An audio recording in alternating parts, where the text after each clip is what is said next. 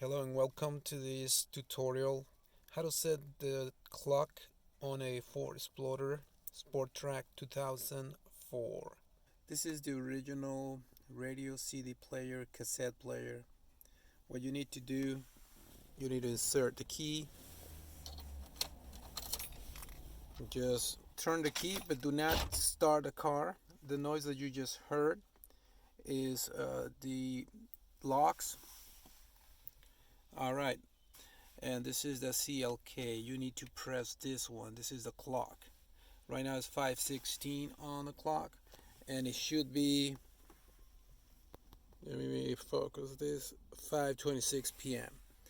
Okay, so this is what we're gonna be doing. Press the CLK key and then the tune, and that will move the minutes. Okay, so we need 525. If you want hours, you just press the seek key right here. That will move the hours. All right, so it's 525 CLK, then you depress it and let go, and you're done. Thank you for watching. See you on another easy tutorial.